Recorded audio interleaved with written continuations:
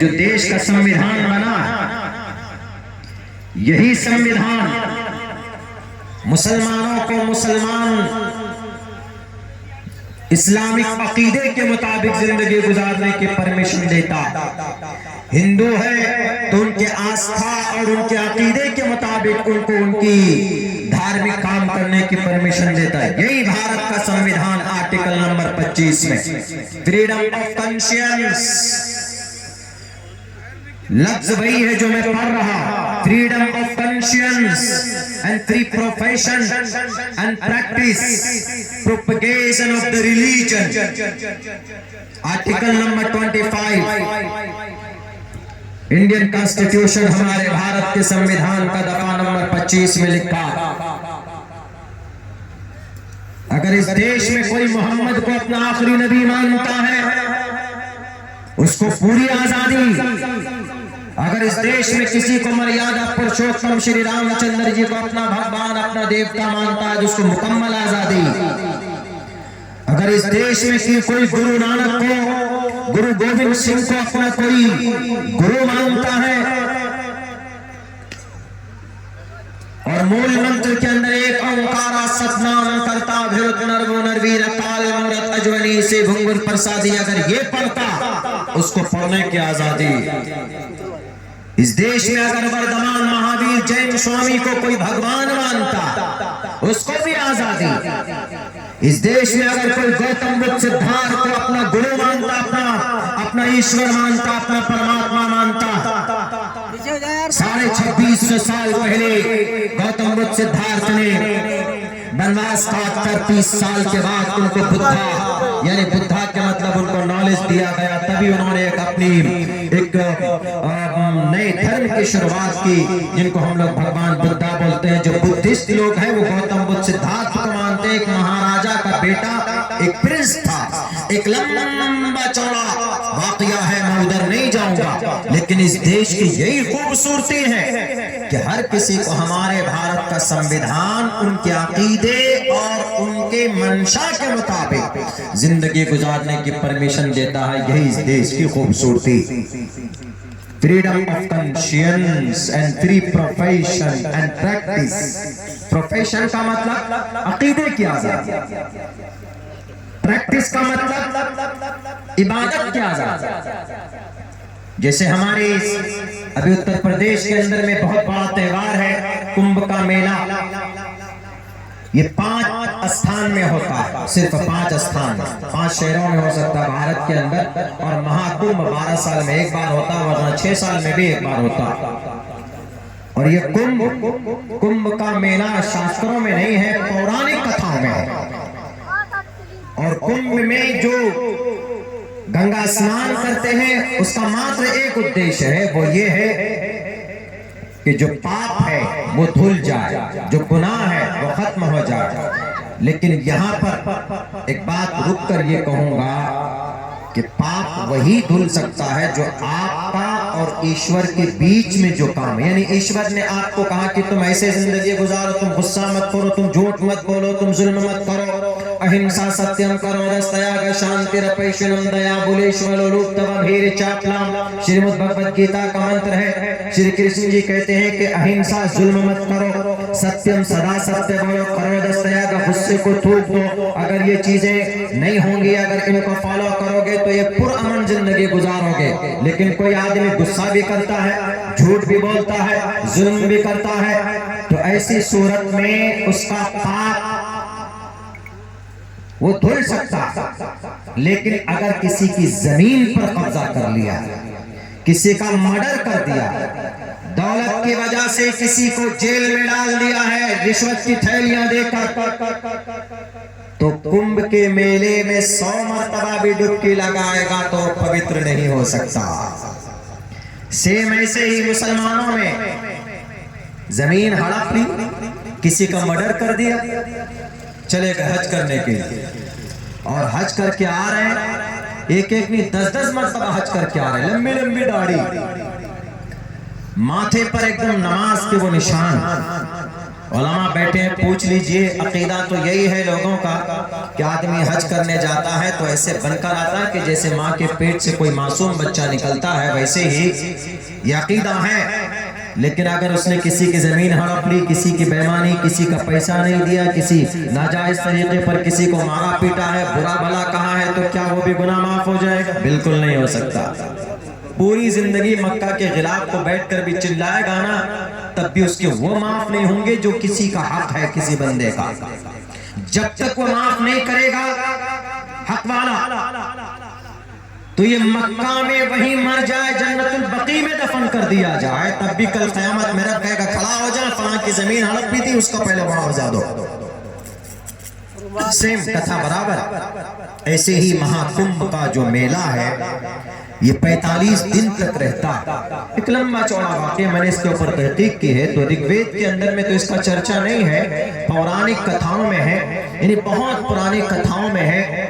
एक लंबा वाक़या है, बस सिर्फ इतना कहूंगा कि यजुर्वेद के अंदर जो कुंभा एक लफ्ज आया, कुंभा, मुझे पूरा मंत्र तो मैंने पढ़ा, उसको याद मेरे नहीं हुआ है। लफ्ज कुंभा, इंद्रजीत जो पानी के जल के जो मालिक है, इंद्रजीत भगवान देवता इंद्रजीत, तो वो कहते हैं कि वो इंसानों को पानी देने के लिए पहाड़ों को कुंभा के तरह तोड़कर पानी प्राप्त करेगा लोगों के लिए। कुंभा कच्चे खड़े को बोलते हैं। तो ऋग्वेद, यजुर्वेद, सामवेद, अथर्ववेद में चारों वेदों में से सिर्फ एक वेद में एक जगह लफ्ज कुंभा आया। कुंभा, कुंभ इसी से, कुंभा कच्चा घड़ा। और ये 4 से 5 शहरों में होता है। या तो हरिद्वार में कुंभ का मेले का आयोजन होगा, या तो ये प्रयागराज में, या तो उज्जैन में, या तो नासिक में, या तो गालिबन बनारस में, 5वां शहर। इन 5 शहरों में होता है।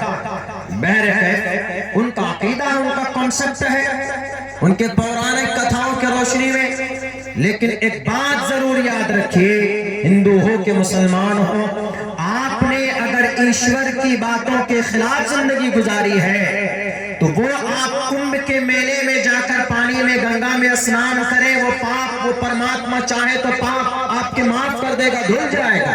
लेकिन आपने किसी बंदे का हक मारा है, किसी की जमीन पर नाजायज कब्जा किया हुआ है, बेईमानी करके किसी के पैसे नहीं दिए आपने, किसी को जुबान से गाली दी, उसको तकलीफ पहुंची है, तो आप कभी भी न सुखम न प्राण गति न सुख को प्राप्त कर सकते हैं, न परम पद को मिल सकते हैं। परमात्मा उन गुनाहों को माफ नहीं करता, उसको लिख कर रखता, नोट करके रखता।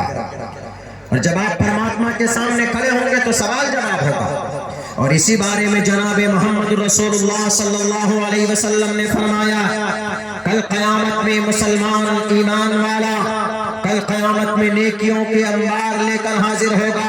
यानी इतनी नेकी होगी कि जैसे पहाड़ हो पहाड़, उसे गर्व होगा कि definitely we will enter the paradise because I have lot of नेकी। मेरे पास बहुत सारी नेकी, मैंने अपनी जिंदगी में 20-25 मरतबा हज किए, मैंने अपनी जिंदगी में बहुत सारे ज़कात और खैरात बांटे, और बहुत सारे लोगों को मैंने बहुत सारे लोगों की मदद की है इन वक्त पे, मैंने नमाजें पढ़ी है, मैंने रोजे रखे हैं, हमने ज़कात दी है, और हमने बहुत सारे अज़कार और तस्बीहात और नवाफिल लेकर हाजिर होगा।